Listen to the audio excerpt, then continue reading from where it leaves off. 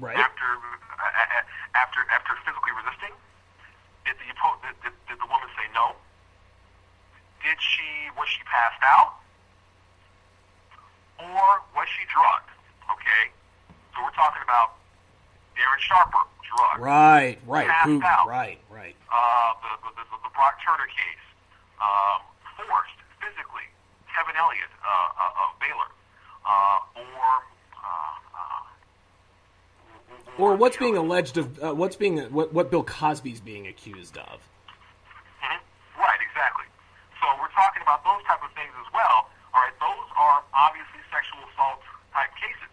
But what we're having the discussion about now is some of these cases, these Title IX type of folks, and they're all the same blob, the Duluth model types. Oh, of course.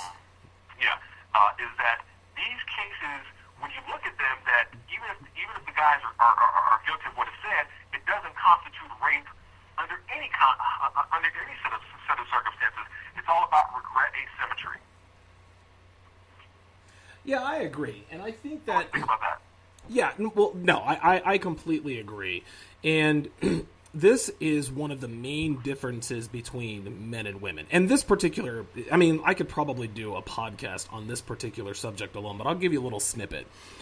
That's the main difference. One of the main differences between men and women is the fact that men, the sexual regret for men is not the same as it is for women.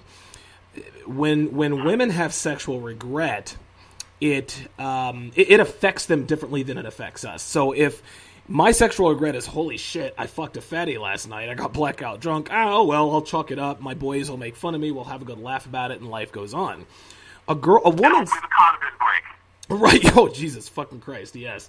When a woman has sexual regret, it's a little bit different. So she'll wake up and she'll be like, I didn't really want to fuck this guy, but, I was drunk or whatever, my inhibitions were gone, whatever the case may be. And now it might not be a big deal to her at the time, but thanks to feminism, sluttiness is glorified. And if a girl fucks enough guys, she's going to regret a few of them. And that number begins to pile up, and before you know it, she gets depressed, she gets anxious. A lot of sluts, and it's funny because a lot of females these days are on anti-anxiety meds, depression meds. And everyone's like, well, why is this? Is it the career thing? No. It's that they're getting fucked by dicks into the triple digits, and it affects them negatively. And when a woman gets fucked by that many cocks, it fucks with their mentals. They know it devalues them as women. They know that the more miles they have on their pussies, the less valuable they are as people. So no matter how many people they tell that they've had sex with only 10 guys, they know that in the back of their mind, the 174 dudes that she's banged in the last 10 years would beg to differ. And that's why they're on anti-anxiety meds, which brings us to, just like you said, the sexual regret.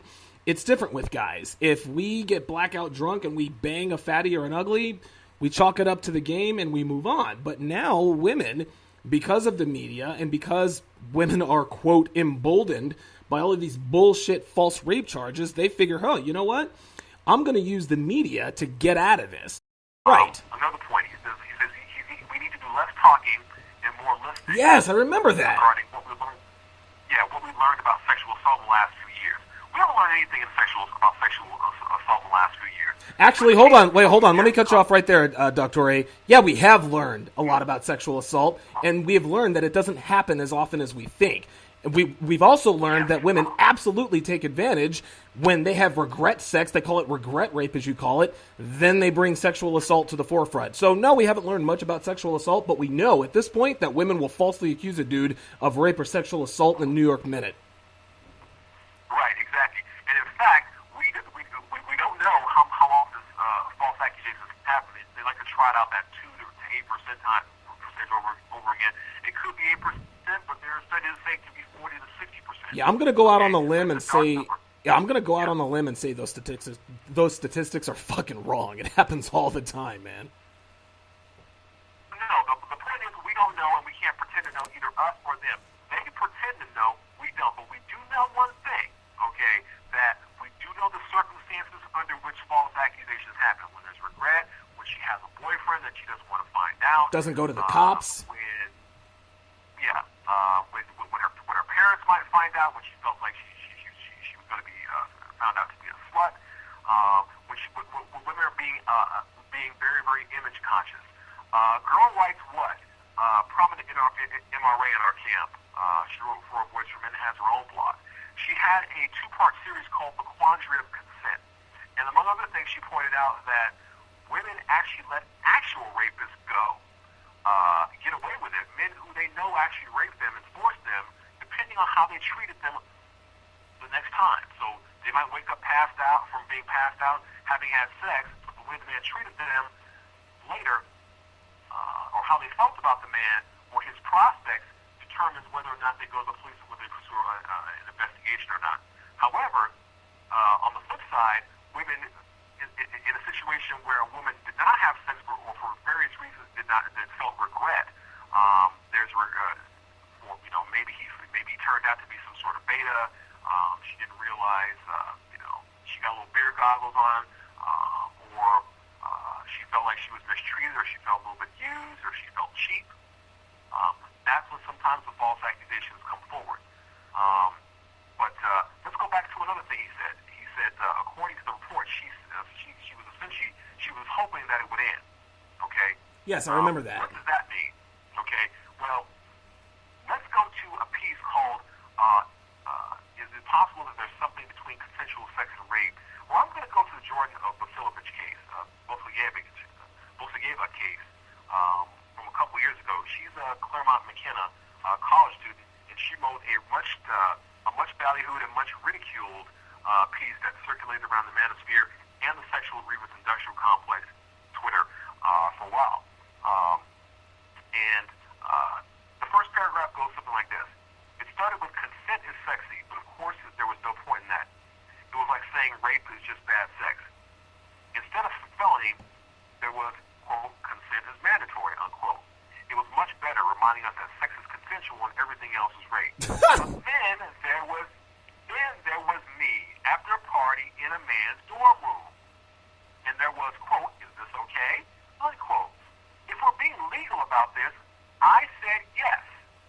No coercion, no imminent threat of violence, no inebriation, and in parentheses, well, not a lot anyway. But I want to talk about what happened before I said yes, who taught me to say yes, why I thought it was better to say yes, and why I really meant no. Oh my and fucking God, dude. Talking about, he's echoing the regret asymmetry, and he wants to codify it, and he wants us to have a moral and ethical calculation that every time we have sex with a woman, we should consider that she may be saying no, and therefore we may be rapists anyway. I reject it, and you should be damned ashamed of yourself for saying such a thing or applying such a thing. That is unbelievable, man. This kind of shit is exactly why, no matter what, men will always be guilty in the eyes of the public.